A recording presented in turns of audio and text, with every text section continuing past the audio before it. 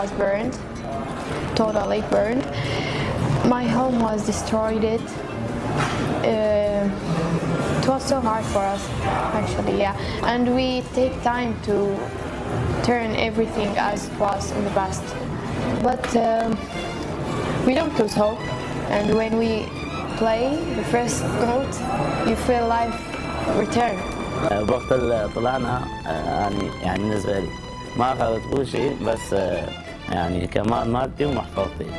احنا من خلال هاي النشاطات، من خلال الاوركسترا، وعندنا غير نشاطات، يعني مو بس اوركسترا، يعني نجمع بين الاطراف، يعني مسيحيين مسلمين يزيديين، يعني كنا لنجتمع فلنحاول نرجع الحياة للمحافظة ككامل. حرصنا احنا في الاوركسترا وتر على انه نستقطب اطياف المجتمع في محافظة نينوى وفي مدينة الموصل تحديدا. مدينة الموصل مدينة معروفة قديما بالتعايش السلمي، كان في الشارع الواحد في مدينة الموصل في أزقة المدينة القديمة تجد هناك الديانة المسيحية والديانة المسلمة والديانة اليهودية، كنا نتعامل معهم بهذه الطريقة. فحرصنا على أنه نعيد هذه الصورة، صورة المدينة، وعلى أنه هذه مدينة سلام.